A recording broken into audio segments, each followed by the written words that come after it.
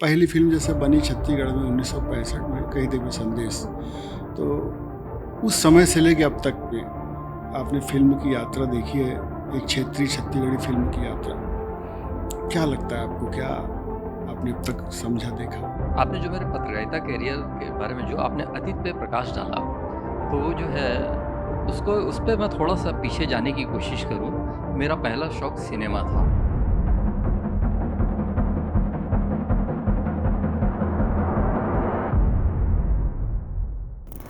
कही देवी संदेश बनने के बाद लगभग 5-7 साल के बाद घर द्वार बनी। उसके बाद मतलब 70 के बाद लगातार 30 सालों का राज्य गठन के पहले तक का अंतराल जो है, उसमें फिर कोई फ़िल्म नहीं बनी। ये प्रश्न मेरे दिमाग में भी कौंधता है कि इतना अंतराल क्यों आया? आर्थिक मामलों में यहाँ की फ़िल्म जगत के कारोबार की सेहत कैसी है?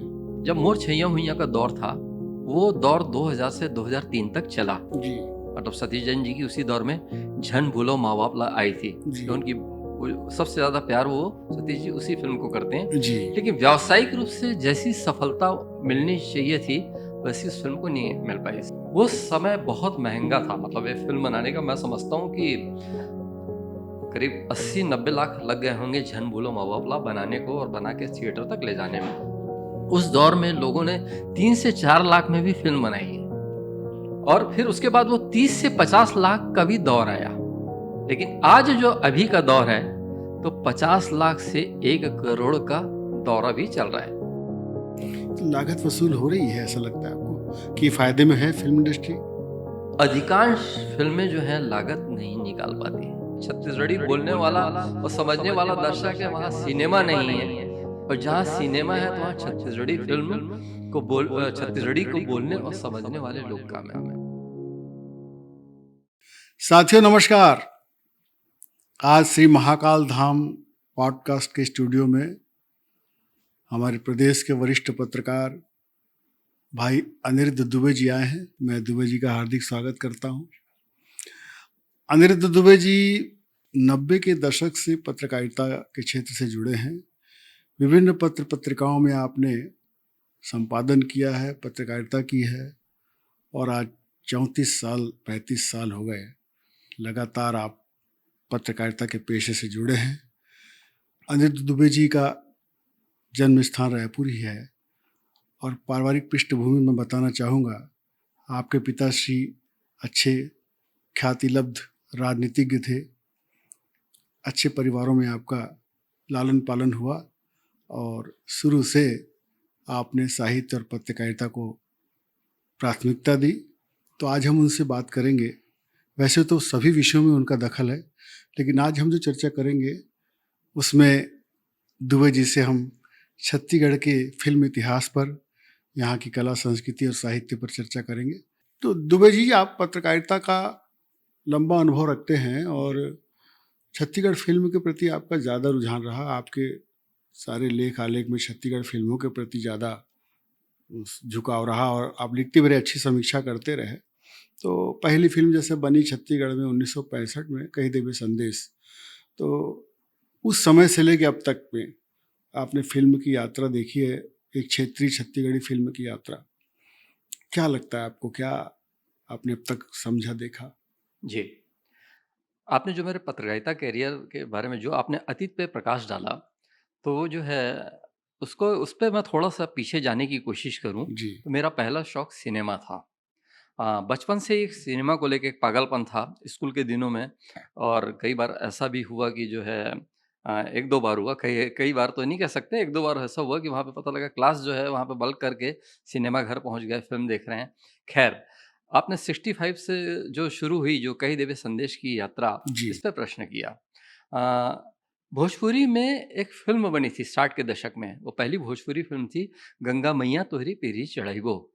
ये पूर्व राष्ट्रपति डॉक्टर राजेंद्र प्रसाद जी से प्रेरणा मिली थी फ़िल्म मेकर को, और उन्होंने इस फ़िल्म को बनाई थी। जी, हमारे छत्तीसगढ़ के मनु नायक जी, उन्होंने सोचा, उनके दिमाग में एक ख़्याल आया कि जब भोजपुरी में फ़िल्म जो है बन सकती है, तो फिर छत्तीसगढ़ में क्यों नहीं? और फिर इसके बाद उनके दिमाग में जो है फिर बहुत सारे जो है क्या कहना चाहिए दिमागी घोड़े दौड़े। फिर वो डॉक्टर खूबचंद बघेल जी, जो हमारे यहाँ के छत्तीसगढ़ के जो है स्वप्न दृष्टा माने जाते हैं छत्तीसगढ़ राज्य के, उनसे उन्होंने काफ़ी डिस्कशन किया।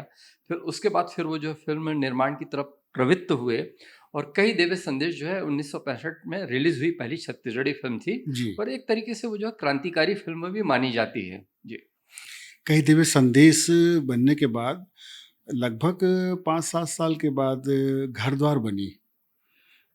उसके बाद मतलब 70 के बाद लगातार 30 सालों का राज्य गठन के पहले तक का अंतराल जो है, उसमें फिर कोई फ़िल्म नहीं बनी। जी। क्या कहना चाहेंगे? देखिए, सबसे बड़ी बात ये है कि कई देवे संदेश वो भी व्यावसायिक रूप से सफल फिल्म थी। जी।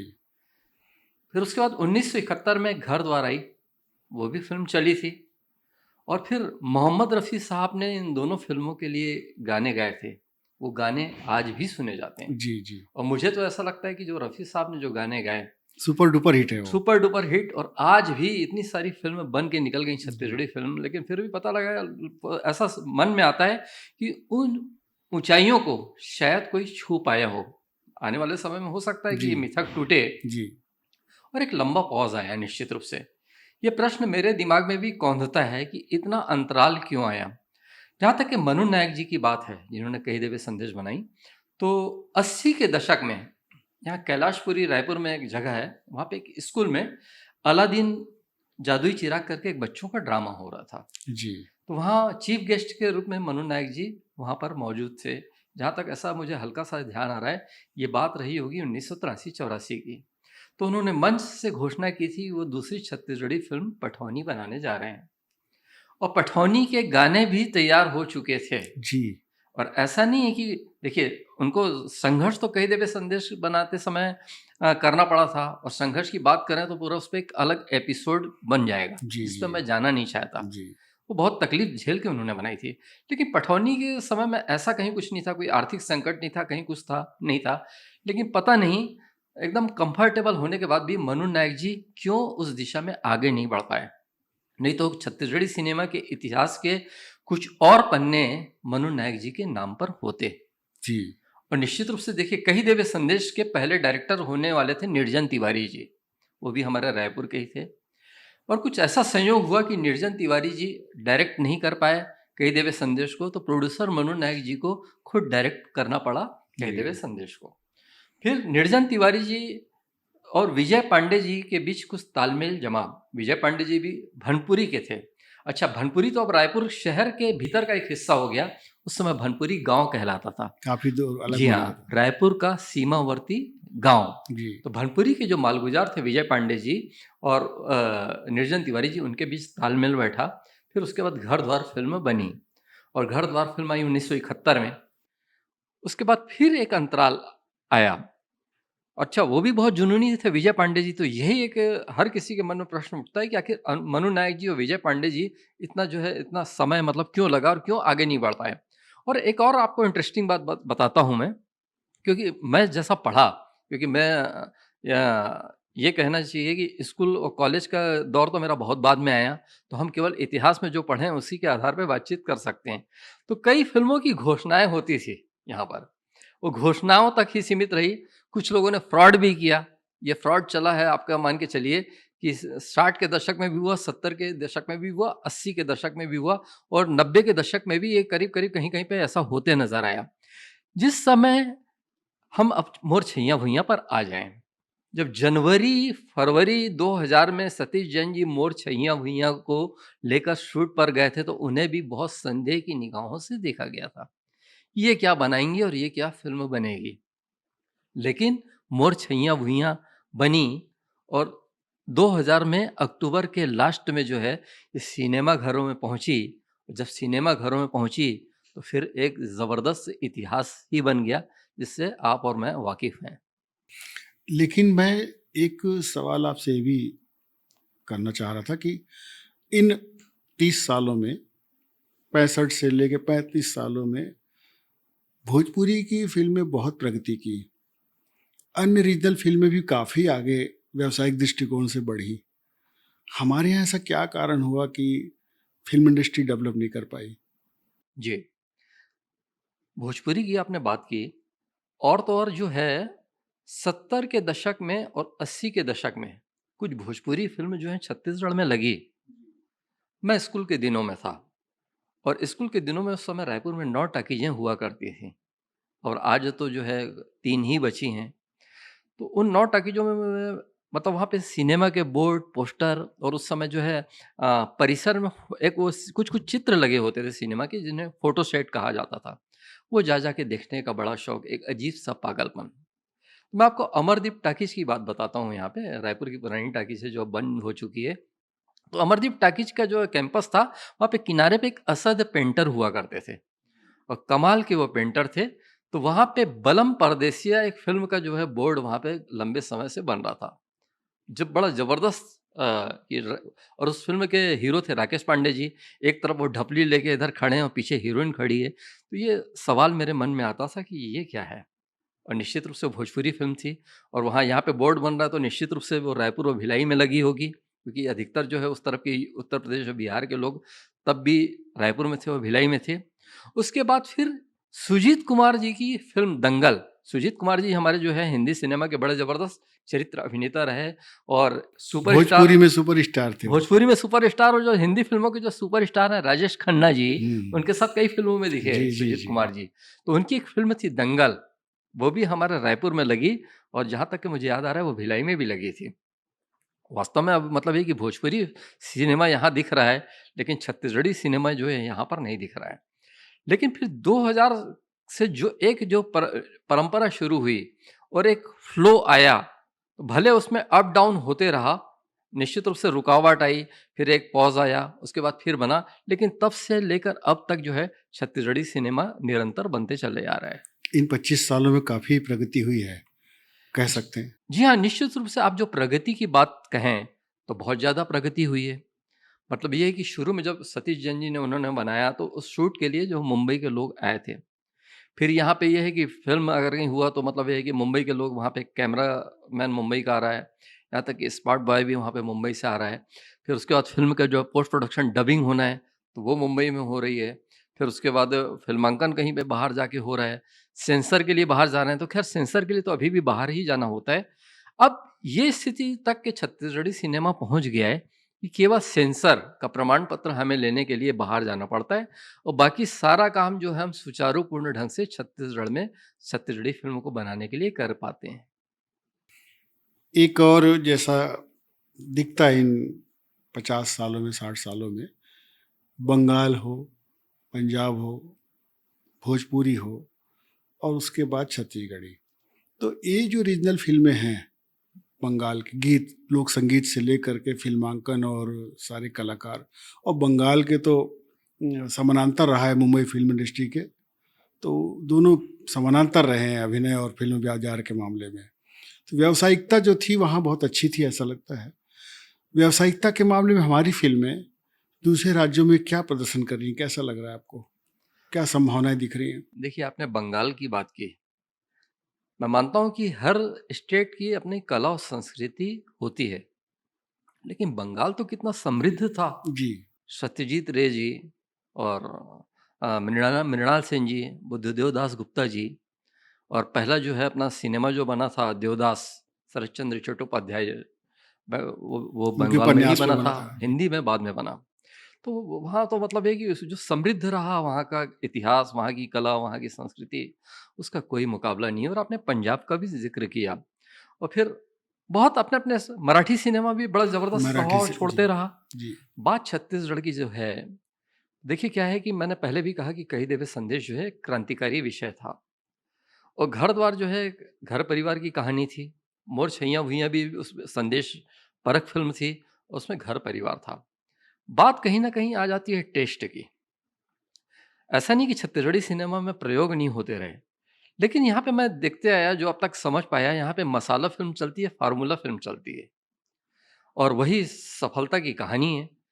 क्या कारण है कि सतीश जैन जी जो है मोर छैयाँ भुइयाँ के जो डायरेक्टर रहे, उन्हीं की फ़िल्म सफल होते रही, दूसरों की भी सफल हुई, लेकिन आनुपातिक तौर पे देखें तो वो सफलता जी, बहुत कम है। बिल्कुल। तो कुल मिला के जो है एक रुझान जो पैदा होना चाहिए कि घर परिवार की कहानी या मसाला फ़िल्म जो है, उसके अलावा भी थोड़ा-सा हम हट कर चलें, तो वैसा होता होते दिख नहीं पाया, और उस दिन का मैं भी इंतज़ार कर रहा हूँ कि कुछ नया होते दिखे। हुआ है नया, अगर यहाँ प्रश्न करेंगे तो उसमें प्रकाश डाल दूँगा, लेकिन पता नहीं जैसा जो दर्शकों का जुड़ाव होना था, वो नहीं हो पाया। लेकिन दुबे जी, लोक संगीत हमारा बहुत समृद्ध रहा है।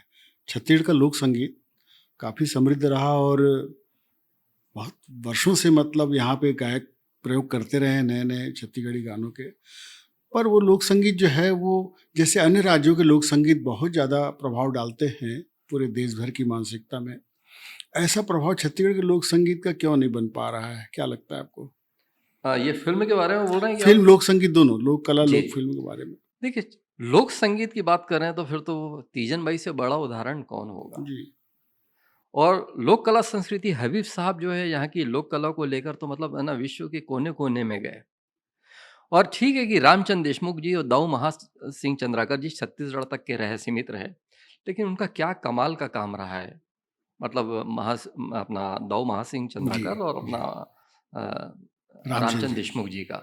और रामचंद्र देशमुख जी का जब कारी का शो जो है रायपुर के आरडी तिवारी स्कूल में 80 के दशक में हुआ था, तो मैं समझता हूँ कि 10,000 से ऊपर जो है पब्लिक उसको देखने के लिए वहाँ पे मौजूद थी।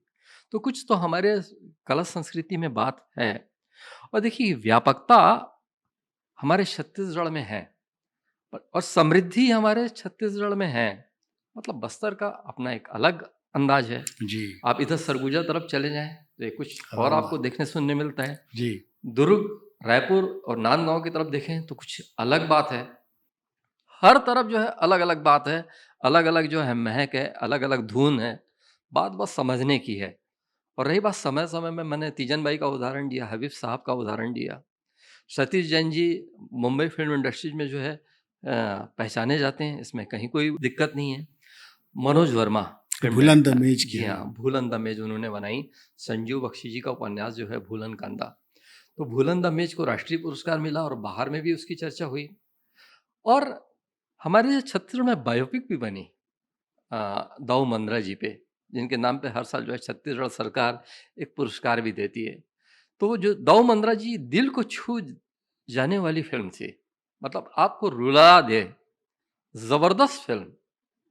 ये अलग बात है कि दर्शकों का जैसे प्रतिसाद उस फ़िल्म को मिलना था, नहीं मिला। और हमारे यहाँ प्रयोग के मामले में तो कहीं पीछे नहीं है। जी, अभी जो है मतलब है कि एक अलग तरह का विषय था दंतैला, हॉरर भी थी, लेकिन उसमें कहीं बहुत सारी चीज़ें समाहित थी। खारून पार करके एक फ़िल्म अभी हाल में ही आई। खारून पार फ़िल्म जो थी, तो उसमें बहुत सारी चीज़ों को छूने की कोशिश की गई। और हॉरर फ़िल्म की मैंने बात किया तो मैं दिया तैम और बाती, एक और फ़िल्म आई थी। तो वो भी एक हॉरर मतलब जॉनर की फ़िल्म थी। तो हर तरफ कुछ जो है अलग-अलग तरह के प्रयोग होते रहे। और देखिए क्या है कि कला संस्कृति के साथ-साथ क्या है कि नई पीढ़ी, नई जनरेशन को लेके भी चलना होता है। तो निश्चित रूप से कॉलेज कॉलेज कैंपस दिख जाता है, तो कहीं कुछ जो है गानों में थोड़ा-सा उतार-चढ़ाव, या फिर कहीं कुछ ये कहना चाहिए कि हाँ, थोड़ा-सा मतलब हम समझौतावादी हो जाते हैं। लेकिन अभी भी छत्तीसगढ़ी फ़िल्मों में चाहे वो कर्मा हो, ददरिया हो, तो उनका स्थान तो है, लोग एक्सपेरिमेंट करते हैं। फ़िल्मांकन जैसा हो रहा है और जैसी फ़िल्में आ रही फ्लोर में, तो इसमें एक जो व्यावसायिकता की बात अपन करते हैं, आप भी कहते रहे हैं कि व्यावसायिकता का जो प्रभाव है, प्रोफ़ेशनलिज़्म की बात जो कहते हैं कि फ़िल्म की गुणवत्ता पर काफ़ी ध्यान दिया जाना चाहिए। आर्थिक मामलों में यहाँ की फ़िल्म जगत के कारोबार की सेहत कैसी है? बहुत अच्छा प्रश्न है। देखिए क्या है कि जब मोर छैया हुइयां का दौर था, वो दौर 2000 से 2003 तक चला। जी, मतलब सतीश जैन जी की उसी दौर में झन भूलो माँ बाप ला आई थी, जी, जो उनकी वो सबसे ज़्यादा प्यार वो सतीश जी उसी फ़िल्म को करते हैं। जी, लेकिन व्यावसायिक रूप से जैसी सफलता मिलनी चाहिए थी, वैसी उस फ़िल्म को नहीं मिल पाई। सेल्युलाइट का ज़माना था, तो मतलब ये है कि उस समय डिजिटल नहीं था जी। और रील पर बनती थी। वो समय बहुत महँगा था, मतलब ये फ़िल्म बनाने का मैं समझता हूँ कि करीब 80-90 लाख लग गए होंगे झन भूलो माँ बाप ला बनाने को और बना के थिएटर तक ले जाने में। 2003 का दौर आया, उसी समय मैयारू भौजी भी फ़िल्म आई, वो अच्छी चली थी सुंदरानी प्रोडक्शन की। उस समय फिर तरह-तरह के प्रयोग होने लगे, कुछ अजीबो-गरीब फ़िल्में भी आईं।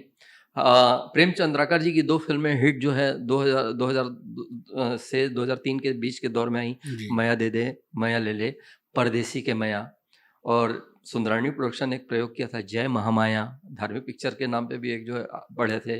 फिर बमलेश्वरी मैया पे एक संतोष जैन जी हैं, यहाँ के जी। जाने माने फिल्म निर्देशक, उन्होंने जय बमलेश्वरी मैया फिल्म बनाई थी। जी। देखिए क्या है कि साहसी तो हमारे फिल्म के निर्माता निर्देशक शुरू से रहे, एक्सपेरिमेंट होते रहा। बात व्यावसायिकता की है तो उस समय वास्तव में फिल्म बनाना बड़ा कठिन होता था। फिर एक दौर आया 2007-8 के आसपास का, गजब दिन भई गे, अब मोर पारी, ऐसी कुछ फिल्में उस दौर में आईं। जी। तो हालांकि वो जैसा चलना था नहीं चली, लेकिन फिर मया से एक विस्फोट हुआ, 2008 में आई थी, उसके भी डायरेक्टर सतीश जी थे। तो वो डिजिटल का दौर वहां से शुरू हुआ, फिल्म मेकिंग थोड़ी सी सस्ती हुई वहां से। लेकिन फिर भी ये मान के चलिए कि उस दौर में जो है वो दौर था 15 लाख से 30 लाख तक की फिल्मों को बनाने का वो दौर था। कोई कोई 50 पे भी जाता रहा होगा, जी, मैं नहीं जी। कहता कि इतना जो है वो छाई हुई थी। लेकिन आपको सुनकर आश्चर्य होगा, बहुत गहराई में नहीं जाऊंगा, बहुत डिटेल में नहीं जाऊंगा, उस दौर में लोगों ने 3 से 4 लाख में भी फिल्म बनाई है और वो पर्दे पर पहुंची है। लेकिन हम जो है इधर आए, जो मैंने कहा कि यहाँ बड़े पे बजट की जी, फिल्में। बड़े बजट की फिल्म। और फिर उसके बाद वो 30 से 50 लाख का भी दौर आया। लेकिन आज जो अभी का दौर है, तो 50 लाख से 1 करोड़ का दौरा भी चल रहा है।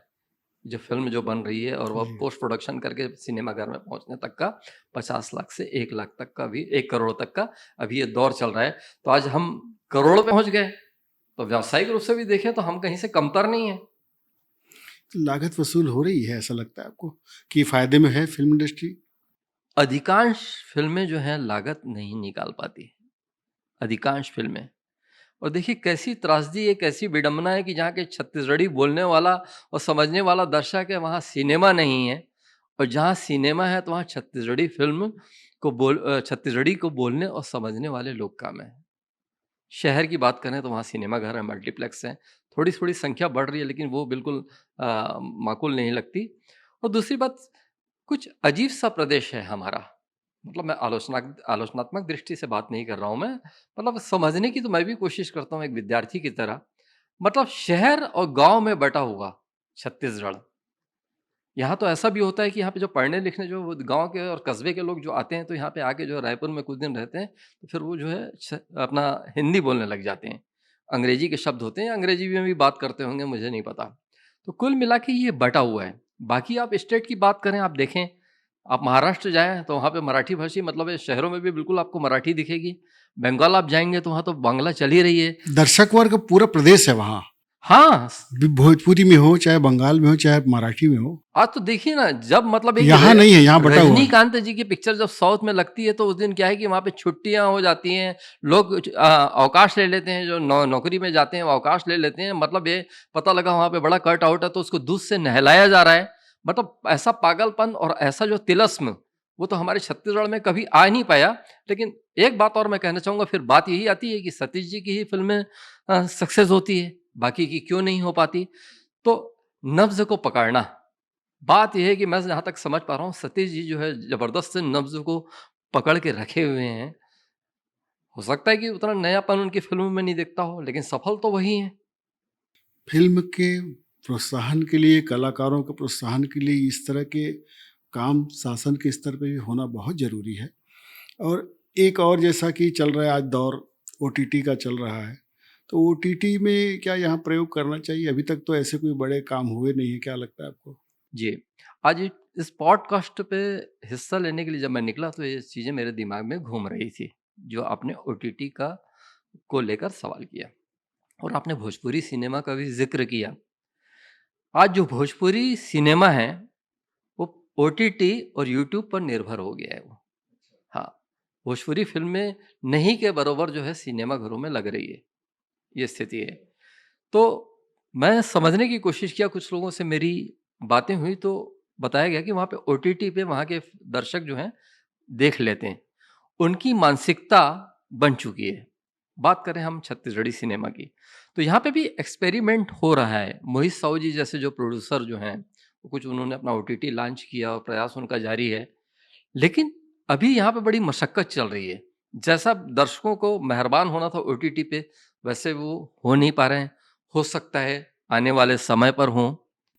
और यूट्यूब में वो फिल्में आती हैं कि जो एक मतलब सिनेमा घर में लगे एक दौर हो चुका होता है, एक जी, लंबा समय बीत जी। चुका होता है, तो छत्तीसगढ़ी फिल्में यूट्यूब पर आती है। तो कुल मिला के हमारा सिनेमा जो है सिंगल स्क्रीन और मल्टीप्लेक्स पे डिपेंड है।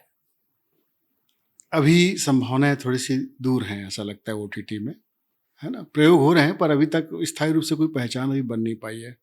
एक और जैसा मेरे मन में सवाल था कि लगातार आप कलाकारों से मिलते रहे हैं, यहाँ के अभिनेताओं से, अभिनेत्रियों से आपकी बातचीत होती रही है। अभिनय के स्तर में जैसा मुंबई फ़िल्म इंडस्ट्री का स्तर है और अन्य राज्यों का है, कैसा लगता है? यहाँ के कलाकारों के अभिनय स्तर में आप क्या अंतर देखते हैं?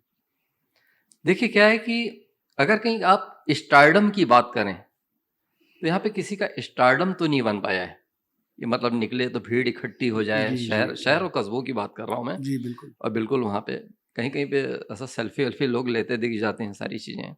हाँ, लेकिन छत्तीसगढ़ी सिनेमा के जो है कलाकारों का लोक कला मंच पे बड़ा ज़बरदस्त प्रभाव है। जी। और जब ये गाँव में परफ़ॉर्मेंस करते हैं जाकर, तो निश्चित रूप से वहाँ पे हज़ारों की भीड़ जुटती है। मैंने कहा ना कि हमारा छत्तीसगढ़ जो है बड़ा मतलब है ना अजीब-सा है यहाँ पे, हुँ, हुँ। बँटा हुआ है शहर जी, में और गाँव में।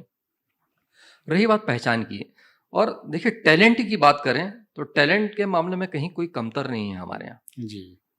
निकल रहे हैं, कुछ तो बात होगी तभी तो सिनेमा चल रहा है, जी, जी। और लोग देखने जा रहे हैं तभी सिनेमा बन रहा है।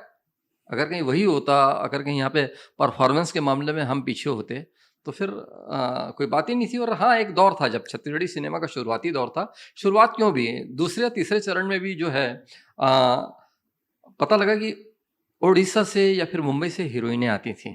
मतलब ये हीरो यहाँ के हैं, हीरोइनें वहाँ से आ रही हैं और अभी भी आती हैं। उड़ीसा से अभी भी जो है कुछ-कुछ यहाँ की हैं। लेकिन हमारे छत्तीसगढ़ स्तर पर भी जो है लड़कियाँ आई हैं, अच्छा काम कर रही हैं।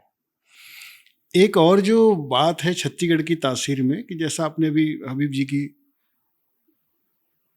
कोशिशों का ज़िक्र किया, हबीब तनवीर जी का। जी हाँ। खुमान साव जी भी थे, चनैनी गोंदा बना, लोरी चंदा जैसे। ये थिएटर और नाचक गम्मत भी यहाँ काफ़ी होता रहा है लंबे समय से।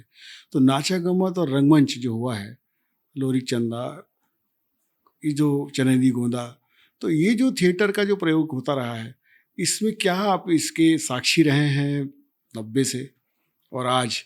क्या अंतर महसूस होता है? देखिए थिएटर की आपने बात की है, हबीब साहब का जो चरण दास चोर ड्रामा था, मतलब कहाँ-कहाँ नहीं देखा गया। चरण दास चोर, उनका बहादुर कलारीन, माटी की गाड़ी, जो मृच्छकटिक शूद्रक के जो लिखा हुआ मृच्छकटिक पे जो है वो केंद्रित है, उस पे फ़िल्म भी बनी थी उत्सव, और गाँव के नाम ससुराल मोर नाव दामाद। और दूसरी बात ये कि हबीब साहब को तो फिर मतलब सिनेमा जगत के जो बुद्धिजीवी वर्ग के लोग थे बॉलीवुड के, वो तो पूजते थे। और उसमें काम करने वाले एक जो है दीपक तिवारी जी, जिनका अवसान हो गया, चरण दास चौर की जो भूमिका निभाते थे, तो बॉलीवुड में वहाँ पे जो है मैं बड़े-बड़े लोग थे, वो उनको उनके नाम से जानते थे, दीपक तिवारी। फ़ीता बाई करके एक बहुत बड़ी कलाकार थी उनके ग्रुप में, नया थिएटर ग्रुप में हबीब साहब के, तो फ़ीदा बाई भी बोलते थे, फ़ीता बाई भी बोलते थे, उनको लोग जानते थे। मतलब इस तरीके से पहचान थी। और फिर तीजन बाई का मैंने पहले भी ज़िक्र किया कि जो है मतलब इतने देशों में उनका जो है हुआ, और कहीं न कहीं तो ये रणवीर रणवीर कपूर जी की एक फ़िल्म थी तमाशा, तो उसपे कहीं न कहीं जो है पंडवानी को भी वो शामिल करना चाहते थे। रणवीर कपूर जैसा कलाकार जो है तीजन बाई के गाँव में गया, तो मतलब कहीं न कहीं जो है हमारी गूंज मुंबई में तो होती है, हमारी आवाज़ कहीं न कहीं भले वो धीमे स्वर में जा रही हो, धीमे अंदाज में जा रही हो, पहुँच रही है, तब तो वहाँ का आदमी यहाँ पर आ रहा है। देखिए जैसे नाचा गम्मत एक पारंपरिक यहाँ का काफ़ी प्रसिद्ध जी। प्रहसन प्रदर्शन रहा है और गांव भर के लोग उसको बड़ी सराहना करते थे। आज विलुप्ति के कगार पे है और इस तरह के पारंपरिक जो लोक नाट्य होते थे, लोरी चंदा, चनैनी गोंदा, ये भी विलुप्ति के कगार पे हैं। इस पे बड़े अच्छे प्रयोग हुए थे। तो क्या इन्हें फिर से फिल्मांकन की दिशा में जाना चाहिए कि थिएटर करना चाहिए और क्या इनकी संभावनाएं आगे हैं? और कोई कलाकार इस तरह का प्रयोग कर सकता है, निर्देशक? बहुत महत्वपूर्ण सवाल है। और जैसे मैंने पूर्व में आपके एक सवाल पे ज़िक्र किया, दाऊ मंद्रा जी, वो तो उसके प्रणेता हैं। छत्तीसगढ़ सरकार उनके नाम पे पुरस्कार भी देती है। नाचा के लिए दाऊ मंद्रा जी ने क्या संघर्ष किया, अगर कहीं आपको समझना है तो आप दाऊ मंद्रा जी की बायोपिक देख लें छत्तीसगढ़ी में। मतलब संपन्न आदमी, उसने सब कुछ तबाह हो गया, वो उसका मतलब घर परिवार कुछ भी नहीं बचा। और उनको जो नज़दीक से जो लोग देखे हैं, मैं कभी उनसे बातचीत किया तो बताए आखिरी में बड़े मतलब उनके दुर्दिन थे, मतलब बहुत उन्होंने बहुत बुरा समय देखा। और गुरुदत्त की फ़िल्म जो है, गुरुदत्त साहब की एक फ़िल्म की लाइन भी है, देखी ज़माने की यारी सब बिछड़े बारी-बारी, कागज के फूल। कागज़ के फूल। आप मंद्रा जी में देखें तो लाइन जो है वहाँ पे बिल्कुल खरी उतरती नज़र उनका आती अंत है। बहुत बुरा हुआ। जी हाँ, लेकिन उस फ़िल्म में देखें तो नाचा और गम्मत का जो स्वरूप था, क्या बिरला था। लेकिन हाँ, लोगों का टेस्ट बदला, तब मतलब मंची व्यवस्था बदली, तो फिर कहीं-कहीं पे फुहड़ता की भी बात होती है। मतलब मैं जी, पूरा समग्र की बात नहीं कर रहा हूँ कि पूरे छत्तीसगढ़ में ऐसा होता है। जी।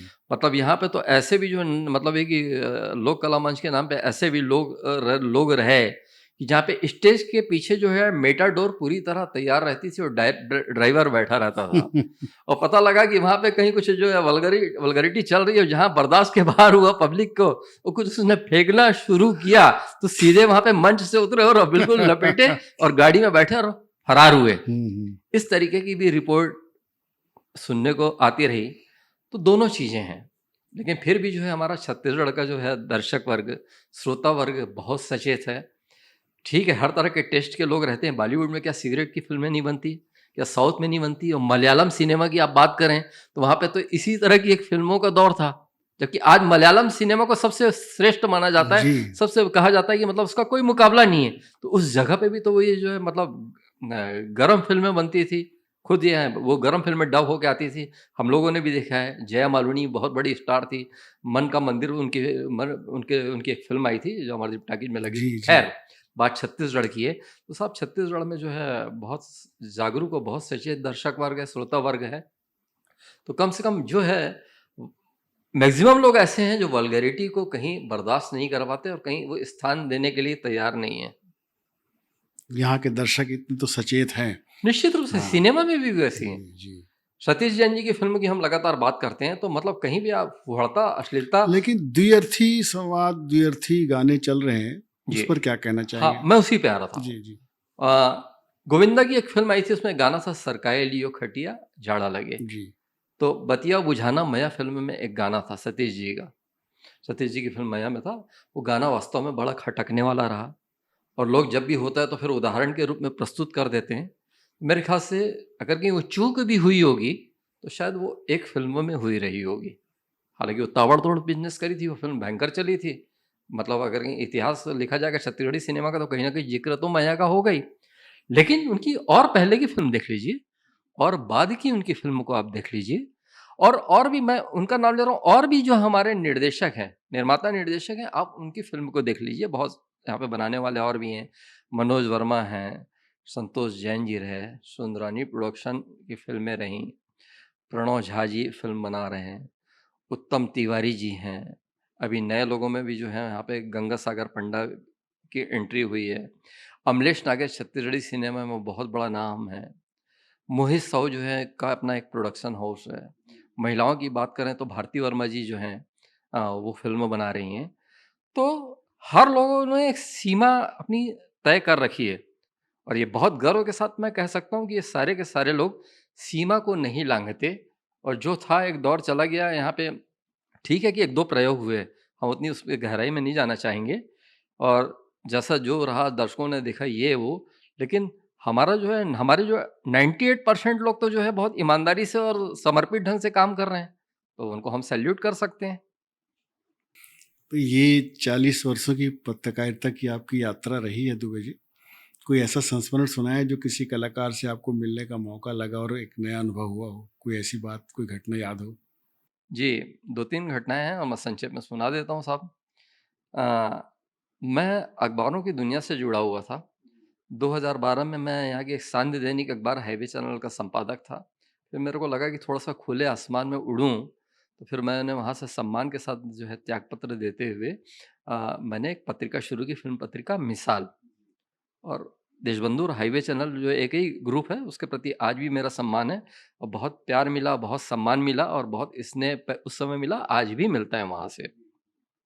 तो जब मैं मिसाल शुरू किया तो एक बारी कोशिश थी कि जो है और लोग प्रयास कर रहे हैं तो मैं क्यों ना हूँ, मतलब बॉलीवुड हर किसी का जो है वहाँ पे रुझान होता है, तो कोशिश यही रहती है कि हमारी कला संस्कृति वहाँ पे पहचानी जाए। तो मेरे मन में रहता था कि हमारा सिनेमा वहाँ पे पहचाना जाए। तो बीच-बीच में फिर मैं मुंबई जाया करता था, और जितने मेरे कपड़े और बाकी सामानों का वज़न नहीं होता था, उससे ज़्यादा मेरी मैगज़ीन का वज़न होता था कि झोले में लेके जाता था और वहाँ पे मिलने की कोशिश करता था, पहुँचाता था। तो सलीम खान जी जो अ, बहुत बड़े फ़िल्म राइटर रहे, शोले, दीवार, त्रिशूल, न जाने कितनी फ़िल्में हैं उनके। उनके 2 इंटरव्यू मैंने किए। सलमान खान के पिताजी हैं वो, उनके घर जाकर किए तो बड़े वो यादगार मुलाकात थी। खय्याम साहब, मतलब वो तो खय्याम साहब तो फिर बात ही निराली है। मतलब वो तो एक अलग से उस पे पॉडकास्ट हो जाए। खय्याम साहब का इंटरव्यू मैंने किया तो वो पूरा इंटरव्यू उमराव जान फ़िल्म पे था। जी हाँ, उमराव जान में संगीत खय्याम साहब का था। तो मतलब एक फ़िल्म पे इंटरव्यू करना, वो मेरे लिए बहुत ही उल्लेखनीय बात रही। रविंद्र जैन साहब, मतलब एक जो बिल्कुल गाँव की माटी की एक महक होती थी, मतलब एक आंचलिक जो कहते हैं ना, तो आंचलिकता की जो बात होती थी, तो मैं रविंद्र जैन जी का जो है अपना एक अलग होता था। राजश्री प्रोडक्शन के वो जो मनपसंद म्यूज़िक डायरेक्टर थे, उनसे भी बात करने का और इंटरव्यू करने का मुझे मौका मिला। फिर नई जनरेशन कम जानती है, लेकिन 70 के दशक में रमेश देव एक बहुत बड़े जो है आर्टिस्ट होते थे। हाँ, अमिताभ बच्चन और राजेश खन्ना की आनंद फ़िल्म में उनके मित्र की भूमिका उन्होंने निभाई थी, और मैक्सिमम फ़िल्मों में वो हाँ, चरित्र अभिनेता या फिर खलनायक के रूप में नज़र आते थे। तो उनका जो मुंबई में इंटरव्यू करने का सौभाग्य प्राप्त हुआ, तो कुछ ऐसे यादगार लम्हे रहे। और रही बात छत्तीसगढ़ की, तो यहाँ तो फिर जो है यहाँ से जितने जुड़े हुए लोग हैं उनसे सतत मुलाकात होती है, और हर बात जो है उनसे जब भी होती है तो वो यादगार लम्हा बन जाता है। और मनु नायक जी, जी हाँ, और मनु नायक जी का जो उल्लेख करना चाहूँगा, तो वो खुद रोशन तनेजा, जिन्होंने नसीरुद्दीन शाह जी, ओम पुरी जी, जया बच्चन जी, मतलब बहुत लंबी फ़हरिस्त है मतलब। तो उन लोगों को प्रशिक्षित करने का काम किया था। पुणे इंस्टीट्यूट में प्रशिक्षण देते थे, फिर बाद में मुंबई में उन्होंने प्रशिक्षण केंद्र खोला, तो मनु नायक जी खुद जो है रोशन तनेजा जी के पास ले गए। रोशन तनेजा जी का देहांत हो चुका है, तो फिर वो एक यादगार मुलाकात थी। और उसके लिए माध्यम बने मनु नायक जी, मैं मनु नायक जी का दिल से आभार व्यक्त करता हूँ। तो इस तरीके की कुछ छोटी-मोटी यादें बड़ी रही। अच्छी यादें हैं आपकी, जी हाँ, जी हाँ, जी अच्छे हाँ। लोगों से आपकी जो बातें हुई, जी, और ख़ासकर सलीम साहब, खय्याम साहब, जी, ये तो मुंबई फ़िल्म इंडस्ट्री के माइलस्टोन हैं, जी, यादगार फ़िल्में बनाने, गीत-संगीत बनाने वाले। ये दुबे जी, एक और बात थी कि पारिवारिक पृष्ठभूमि आपकी राजनीतिक थी, पिताजी अच्छे राजनेता थे, तो घर के ऐसे माहौल से आपने अलग हट के इस क्षेत्र को कैसे चुना पत्रकारिता में? जी। पत्रकारिता में आना दरअसल एक दुर्घटना थी। जी, पिताजी मेरे स्वतंत्रता संग्राम सेनानी थे, फ्रीडम फाइटर थे, और स पहले समाजवादी में थे, जी, फिर उनका रुझान जो है कांग्रेस में भी रहा। जी, मेरे भाई साहब युवक कांग्रेस में रहे, श्री अरुण दुबे जी, और बाद में फिर वो गवर्नमेंट जॉब में आए, नगर निगम में आ गए, नगर जी, निगम की सर्विस में रहे वो। लेकिन नगर निगम में भी वो फेमस वहाँ के कर्मचारी नेता रहे। जी। निश्चित रूप से घर में सिनेमा का तो ऐसा कोई माहौल नहीं था, लेकिन मेरे बड़े भाई साहब जो है राजेश खन्ना से विशेष रूप से प्रभावित थे। अच्छा, मतलब घर में ये है कि मुझे बहुत अच्छे से याद है कि दाग फ़िल्म जब यश चोपड़ा जी की रिलीज़ हुई, दाग फ़िल्म का एक बहुत बड़ा राजेश खन्ना का एक पोस्टर लगा था। मतलब राजेश खन्ना जी हैं बीच में, और इधर राखी हैं और इधर शर्मिला टैगोर हैं, और दोनों के कंधे पे राजेश खन्ना जी हाथ रख के खड़े हुए हैं, और वो पोस्टर भाई साहब ने घर में लगाया था। और कहीं न कहीं वो राजेश खन्ना को अनुभूत भी करते थे। फिर उसके बाद महबूबा फ़िल्म आई। महबूबा फ़िल्म तो चली नहीं थी, उसका संगीत बहुत चला था, तो महबूबा का भी पोस्टर भाई साहब ने घर में लगाया था। निगाहें जाती थी। लेकिन मुझे ऐसा लगता है कि कुछ ईश्वर की कुछ ऐसी कुछ ईश्वरीय कृपा रही होगी। मतलब ऐसा नहीं कि वो 2 पोस्टर से मेरा जीवन बदल गया या मेरी धारा बदल गई। कहीं कुछ पागलपन तो था। जबकि देखिए घर में सिनेमा देखने की अनुमति नहीं थी, ले दे के धार्मिक पिक्चरें 1 आध 2 देखने मिल जाए, जय संतोषी माँ, जी, तो जी, गंगा सागर, मतलब बहुत सख्त हमारी माँ पूरी तरह रूढ़िवादी। फिर पिताजी मतलब वो गांधी जी का प्रभाव, तो इसका तो मतलब कहीं कोई वो माहौल नहीं। और भाई का जो 11 साल मुझसे बड़े हैं, बहुत सख्त अनुशासन था उनका, डाँट से, मार से बड़ा डर लगता था।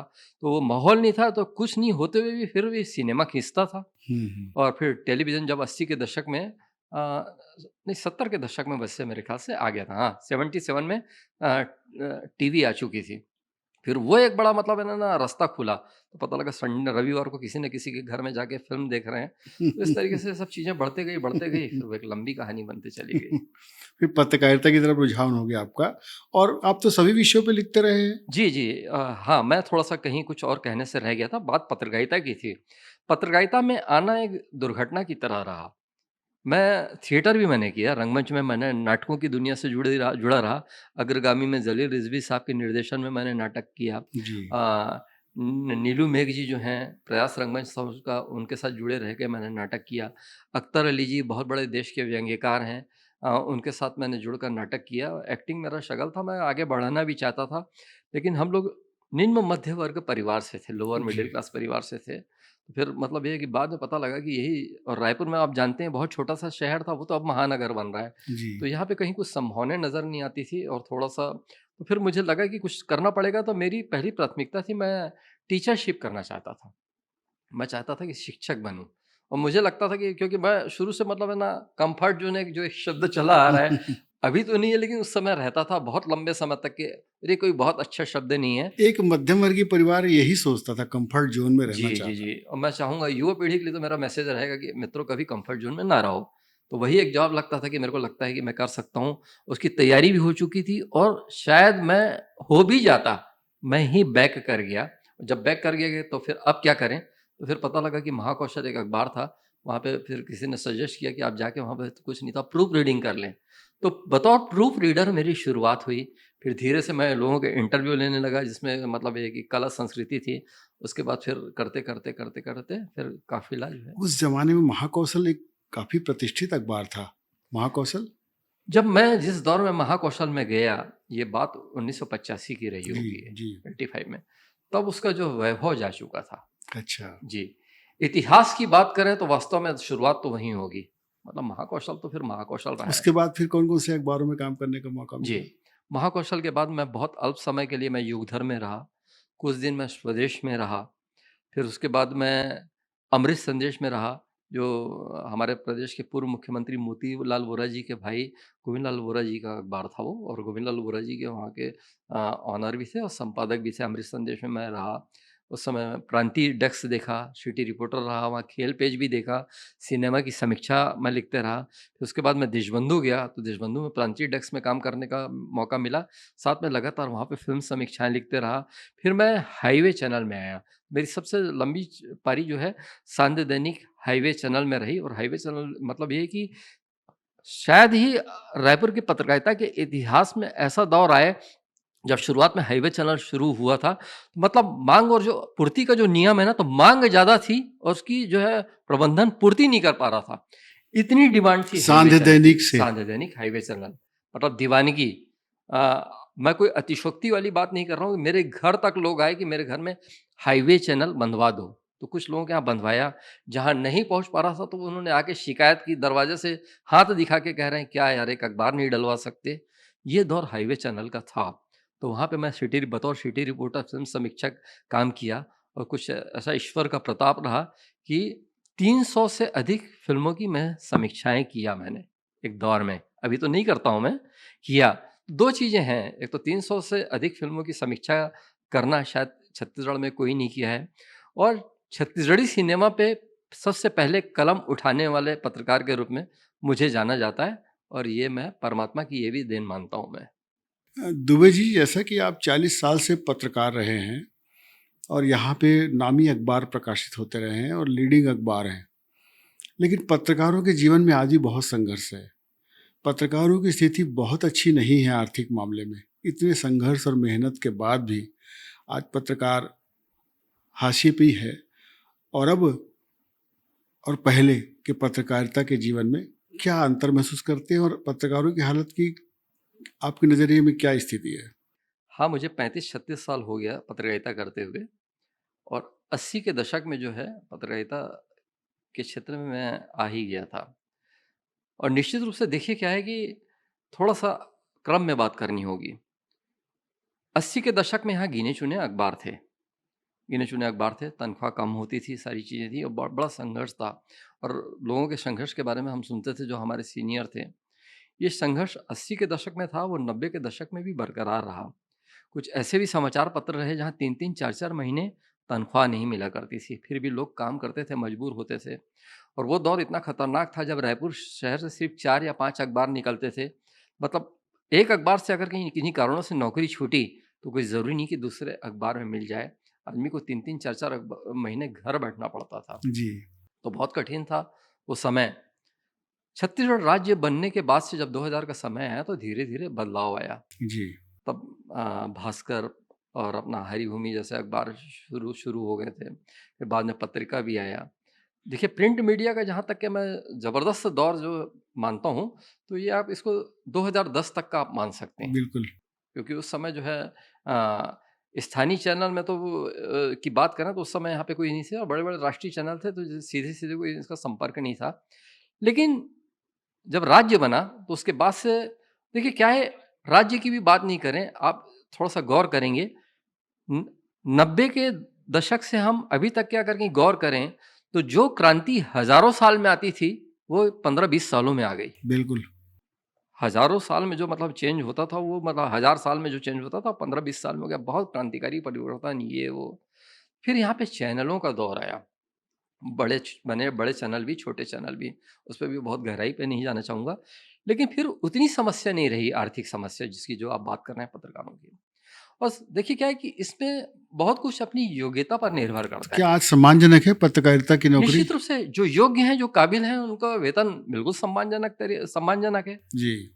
अगर कहीं आप में डेप्थ होगी, आप में योग्यता होगी, तो लोग तो खुद बुलाते हैं। अच्छा। लोग आपको अपने समूह में बैठाने के लिए तैयार हैं। तो ये है कि आप बढ़ रहे हैं, आपने उस प्रोफ़ेशन को चुना, तो आपकी कितनी तैयारी है, कितनी डेप्थ है और आपके कौशल पर निर्भर करता है। जहाँ कौशल है, वहाँ पे बहुत अच्छा वेतन लेकिन पा दुबे रहे जी, हैं। प्रिंट मीडिया जो है, जी, प्रिंट मीडिया की हालत अब बहुत ख़राब है। जी, अगर मैं आपको सीधे तौर पे कहूँ तो मेरे और आपकी पीढ़ी के बाद वाली पीढ़ी डेली अखबार नहीं पढ़ती।